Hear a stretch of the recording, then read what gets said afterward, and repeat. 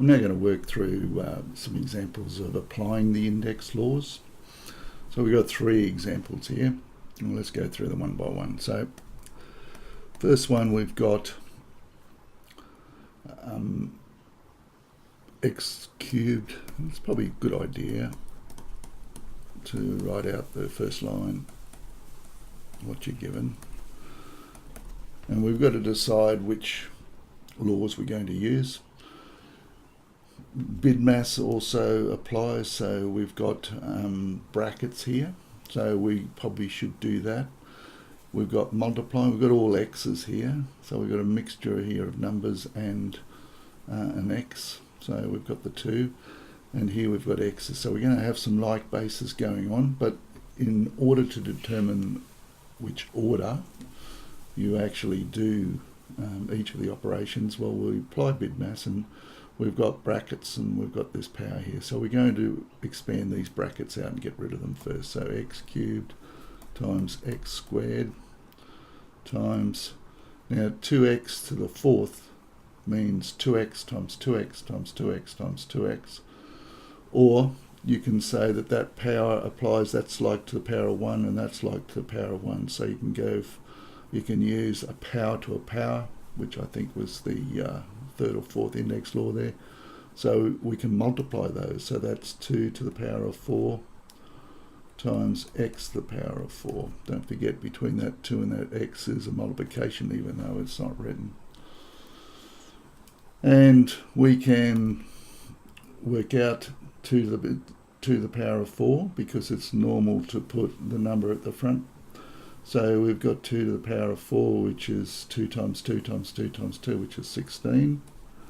And then it'll be x. Now we've got multiply. We've got 3 of them multiplied together.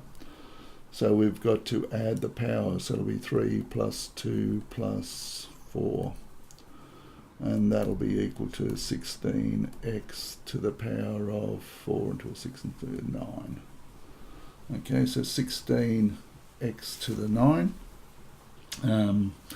If this is going to be a number that's quite large, well, you may leave, if it was say 2 to the power of 14, you just put 2 to the power of 14 at the front there and just leave it as that. Okay, number 2, we've got 10 to the power of 3 times 2 to the power of 4 times 5 to the power of 6, and you say, well, okay, we can't do that because we've got 3 unlike bases. And the laws we just went through only apply when you got the like bases. But wait a minute, we've got 10 here, which is 5 times 2. So we can actually factorise that and say that's 5 times 2, all raised to the power of 3. Don't forget you do the brackets first and then you do that. So 5 times 2 is 10 to the power of 3, they're still the same, times 2 to the power of 4. Times 5 to the power of 6. This power, both to the power of 1, has got to be multiplied by both of those. So it'll be 5 to the power of 3 times 2 to the power of 3 times 2 to the power of 4 times 5 to the power of 6. We can group them together. Group those 2 together and group those 2 together. And we've got 2 to the power of 3 times 2 to the power of 4 is 2 to the power of 7 times, so we add those 2 together and we add these 2 together, 5 to the power of 3 and 6 are 9. So we've got to add those 2 powers together. And just leave it like that. Perfectly correct. We can't combine them. The only way you can combine them, if it was 2 to the power of 9 times 5 to the power of 9, then you can say that's 10 to the power of 9. But because these two aren't the same, well, we just leave it as it is. All right. Number 3. And we'll just write down what we've got here. So we've got a bit of everything going on with this one.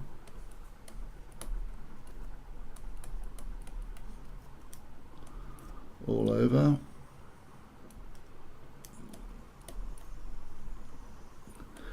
Now with these, I like to just get my numerator. Don't forget the numerator is the top part of the fraction here. This is like a divide. This line, line that divides the two, it means that we've got the numerator divided by the denominator there. So I like to just simplify the top and get it down as a single fraction and then see if we can cancel down. So let's do that way. So to get this a little bit simpler on the top, bottom's okay as it is, we can just write it straight in.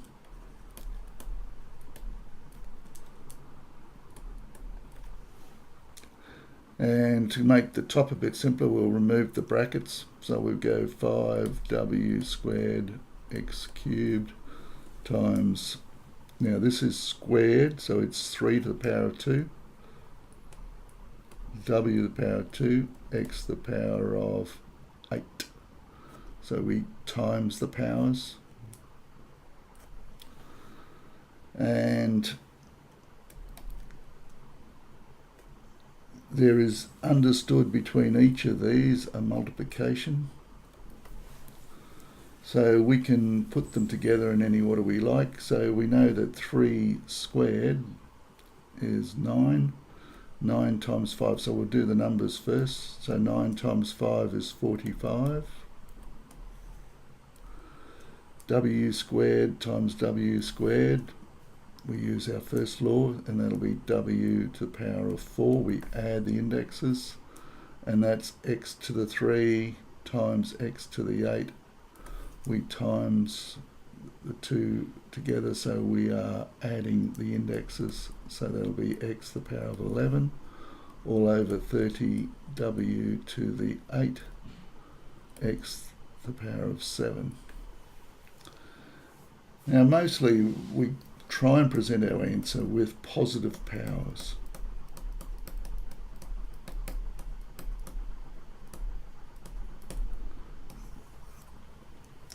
If we say, righto, we're going to w to the 4th divided by w to the 8th. Okay, this is a line here. The line in a fraction is called a vinculum. So we've got w to the 4 divided by w to the 8 means you'd subtract that from that. Now that'll give us w to the negative 4 on the top, because we go 4 minus 8, and that's negative 4. It's better if we're going to give our answer in positive powers to divide that into that, so it'll be, and we'll put the answer down the bottom. When we look at this, we've got more positives up the top, so we're going to go put the x's on the top in the answer and go 11 minus 7 and put the x at the top. So the w's will be down the bottom because there are more positive powers of w down here than up here. So we'll put the w's on the bottom in the answer and the x's at the top. Let's look at our numbers first. Is there a number that will divide into both 45 and 30? Just looking at it, they both end in a multiple of 5. So 5 or 0, 5 will always go in. So we can start with 5. We could go to 15 straight away, but I'll just do the 5 first. So 5 into 45 goes 9. 5 into 30 goes 6. And then you've got to look again. You say, well, is there something else that goes into 9 and 6? And the answer is 3. So 3 into 9 goes 3.